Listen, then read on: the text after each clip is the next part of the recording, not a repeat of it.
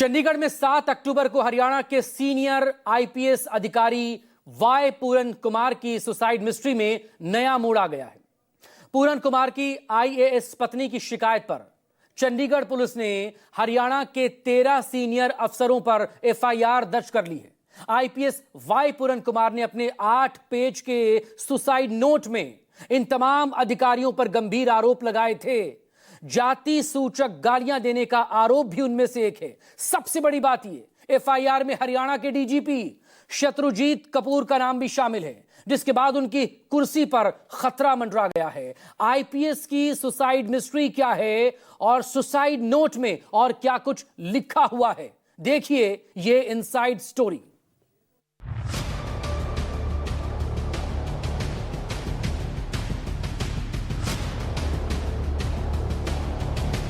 IPS Y पूरन कुमार की suicide mystery का खुला राज। हरियाणा के 13 सीनियर अफसरों पर दर्ज एफआईआर।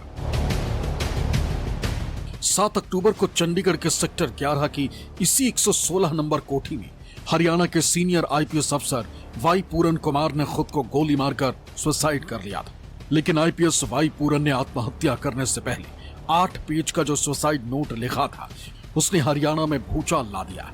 सुसाइड नोट में आईपीएस वाई पूरन कुमार ने 13 सीनियर अफसरों पर मानसिक प्रताड़ना, जातिगत भेदभाव और उत्पीड़न करने का गंभीर आरोप लगाया और एक एक अफसर का नाम लिया है। देखिए, यह है आईपीएस पूरन कुमार का वो 8 पेज का सुसाइड नोट, जिसमें साफ साफ अफसरों के नाम लिखे और इन्हीं आरोपों पर जिन 13 अफसरों के खिलाफ एफआईआर दर्ज हुई है, उनमें हरियाणा के डीजीपी शत्रुजीत कपूर, पूर्व डीजीपी मनोज यादव, पूर्व डीजीपी पीके अग्रवाल, पूर्व मुख्य सचिव टीवीएस एन प्रसाद, पूर्व ACS Rajiv Arora, ADGP Sandeep Khirwar, ADGP Amitabh Dhillon, ADGP law and order Sanjay Kumar, ADGP Mata Ravi Kiran, Panchkula police commissioner Sivas Kaviraj, Ambala range के आईजी पंकज नैन, रोहतक के एसपी नरेंद्र बिजरानिया और आईपीएस कला रामचंद्रन का नाम शामिल है। सुसाइड नोट में आईपीएस पूरन कुमार ने जो कुछ भी लिखा है, उसने प्रशासनिक सिस्टम पर बड़े सवाल खड़े कर दिए। आईपीएस पूरन कुमार ने सुसाइड नोट के पहले ही पन्ने पर साल 2020 की एक घटना का जिक्र किया और आरोप लगाया है कि अंबाला के पुलिस स्टेशन में जब वो एक मंदिर में गए थे, तो पूर्व डीजीपी मनोज यादव ने उन्हें प्रताड़ित किया और उसके बाद से ही लगातार उन्हें जातिगत भेदभाव और मानसिक प्रताड़ना और उत्पीड़न का दंश झेलना पड़ रहा। सुसाइड नोट में उन्होंने लिखा कि पूर्व डीजीपी मनोज यादव, पूर्व डीजीपी पीके अग्रवाल और पूर्व मुख्य सचिव टीवीएस एन प्रसाद ने मिलकर जातिगत उत्पीड़न किया।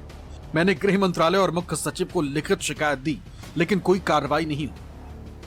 आईपीएस पूरन कुमार ने सुसाइड नोट में यह भी लिखा कि शिकायत करने पर उन्हें चेतावनी भी दी गई और कहा गया कि डीजीपी ने आदेश दिया है कि तुम्हें स्थायी रूप से हटाया जाएगा, संभल जाओ। सुसाइड नोट के आखिरी पन्ने में आईपीएस वाई पूरन कुमार ने अपनी मौत की वजह लगातार उत्पीड़न, प्रताड़ना और अपमान को बताया। लिखा है कि मैं अब और नहीं सह सकता। जो लोग मुझे इस स्थिति तक लाए, वही मेरी मौत के जिम्मेदार है। हरियाणा पुलिस के आईपीएस अधिकारी वाई पूरन कुमार ने अपने सुसाइड नोट के साथ साथ अपनी वसीयत भी तैयार कर ली थी और ये वसीयत की कॉपी उन्होंने अपनी पत्नी को भी भेज दी थी। लेकिन जब पत्नी ने 15 बार उनको फ़ोन किया तो उन्होंने फ़ोन नहीं उठाया। इसके बाद उन्होंने अपनी बेटी अमूल्या को फ़ोन किया, क्योंकि पत्नी जापान दौरे पर थी और जब अमूल्या से पत्नी ने संपर्क किया तो उनको 116 नंबर कोठी घर पर जाकर अपने पिता को देखने के लिए बोला और जब अमूल्या घर पहुंची तो पिता मृत पड़े हुए थे। 7 अक्टूबर को पुलिस ने आईपीएस वाई पूरन कुमार के शव को आनन फानन में पोस्टमार्टम के लिए भेजा था, लेकिन सुसाइड नोट मिलने पर पत्नी और परिवार वालों ने पोस्टमार्टम रुकवा दिया। पत्नी अमनीत कुमार ने सीएम नायब सैनी को लिखित पत्र भेजकर मामले में तत्काल कार्रवाई की मांग और मांगे मानने पर ही पोस्टमार्टम कराने की बात कही। सुसाइड नोट में आईपीएस पूरन कुमार के गंभीर आरोपों से हरियाणा सरकार भी हिल गई। 9 अक्टूबर को सीएम नायब सैनी ने पहले डीजीपी शत्रुजीत सिंह कपूर से मुलाकात की और फिर कुछ ही घंटे बाद आईपीएस पूरन कुमार के परिवार से मिलने चंडीगढ़ के सेक्टर 11 में घर पहुंचे। सीएम ने परिवार को भरोसा दिलाया कि जांच निष्पक्ष और पूरी पारदर्शिता के साथ होगी। सोशल मीडिया पर भी पोस्ट करके लिखा, दिवंगत आईपीएस अधिकारी श्री वाई पूरन कुमार जी के असामयिक निधन के पश्चात आज उनके आवास पर जाकर शोक प्रकट किया। परिजनों से मिलकर अपनी संवेदनाएं व्यक्त करते हुए उचित कार्रवाई का आश्वासन दिया। ईश्वर से प्रार्थना है कि इस कठिन समय में शोकाकुल परिजनों को शक्ति दे। इधर सीएम ने निष्पक्ष कार्रवाई का भरोसा दिया तो उधर चंडीगढ़ पुलिस ने बीएनएस की धारा 173 के तहत एफआईआर दर्ज कर दी। इसमें बीएनएस की धारा 108 आत्महत्या के लिए उकसाने, SC/ST अत्याचार निवारण अधिनियम की धारा 318 और बीएनएस की धारा 35 यानी सामूहिक अपराध शामिल है।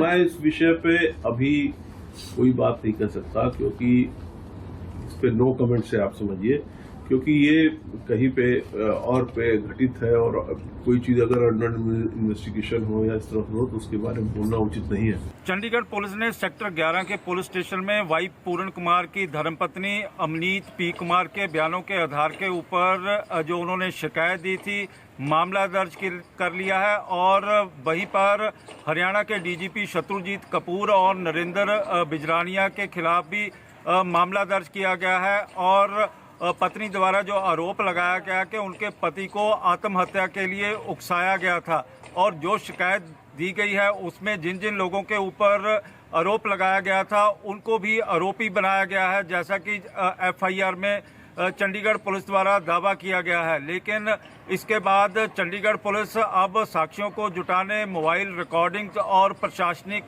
जो कागज थे उनकी समीक्षा करने में जुट गई है। कैमरामैन गंभीर सिंह राणा के साथ विशाल इंग्लिश न्यूज 24 चंडीगढ़।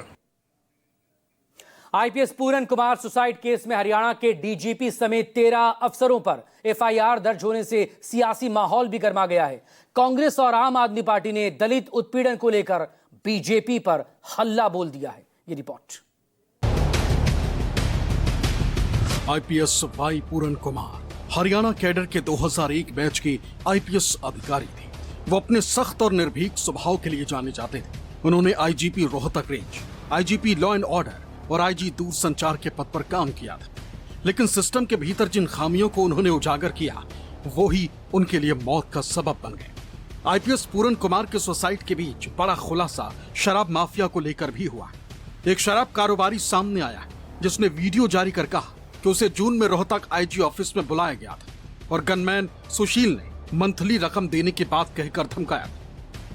रोहतक के अंदर छोटा सा शराब कारोबार का काम करते हैं और कुछ दिन पहले हमारे पास आईजी ऑफिस से फ़ोन आता है जुलाई के महीने में, जून महीने में, और वहाँ पर हमारे को बुलाया जाता है। जो हमारे को धमकाया गया वहाँ पर बुलाकर और सुशील से मिलने की बात कही गई भी इनसे मिल लेना और अपना मंथली सुशील को बात कर लेना।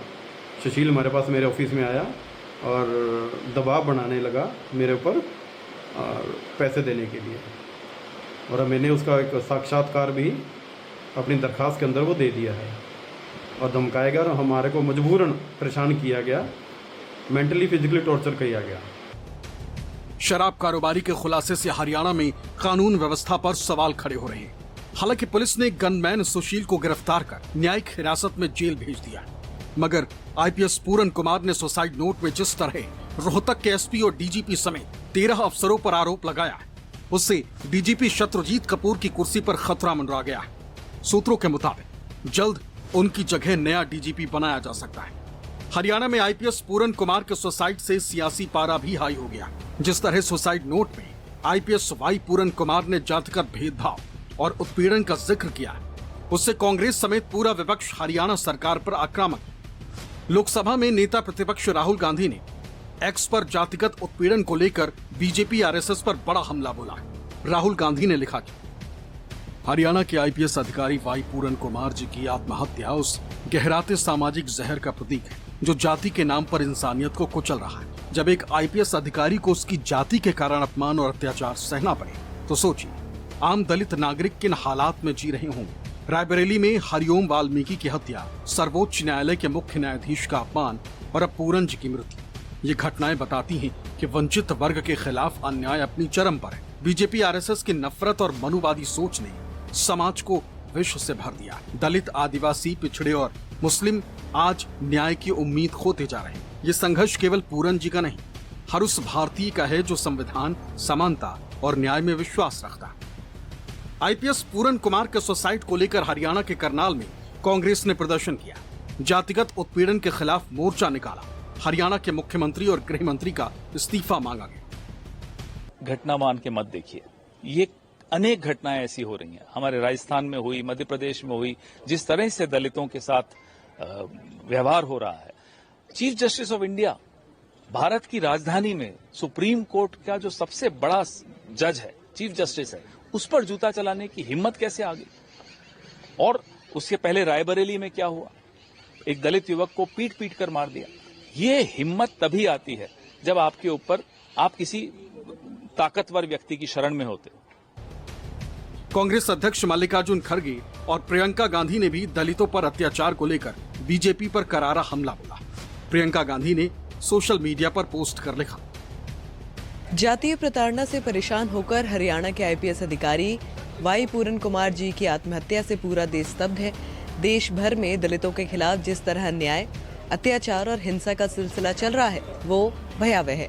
पहले रायबरेली में हरिओम वाल्मीकि जी की हत्या, फिर मुख्य न्यायाधीश का अपमान और अब एक वरिष्ठ अधिकारी की आत्महत्या ये साबित करती है कि भाजपा राज दलितों के लिए अभिशाप बन गया है। चाहे कोई आम नागरिक हो या ऊंचे पद पर हो, अगर वो दलित समाज से है, अन्याय और अमानवीयता उसका पीछा नहीं छोड़ते। जब ऊंचे ओहदे पर बैठे दलितों का ये हाल है तो सोचे आम दलित समाज के इन हालत में जी रहा होगा। कांग्रेस ने जहां सोशल मीडिया से लेकर सड़क तक हरियाणा सरकार और बीजेपी के खिलाफ मोर्चा खोला, वहीं आम आदमी पार्टी के संयोजक अरविंद केजरीवाल ने भी दलितों के अपमान को लेकर बीजेपी को आड़े हाथ लिया और गंभीर सवाल उठाए। सोशल मीडिया पर पोस्ट में अरविंद केजरीवाल ने लिखा कि हरियाणा के दलित आईपीएस अफसर पूरन कुमार जी को अपनी जाति को लेकर इतना उत्पीड़न झेलना पड़ा कि उन्होंने आत्महत्या कर ली। दोषी लोगों को जल्द से जल्द सख्त से सख्त सजा मिलनी चाहिए। देश के मुख्य न्यायाधीश पर जूता फेंका गया तो इनके ट्रोल सोशल मीडिया पर दलितों को बेइज्जत कर रहे हैं, बाबा साहेब अम्बेडकर तक को गाली दे रहे हैं। आज भारत को ये लोग कहां ले आए? कई जगह लिखा जा रहा था कि तो झूठी कंप्लेंट करते हैं साहब, ये तो SC/ST एक्ट का झूठा फायदा उठाया जा रहा है।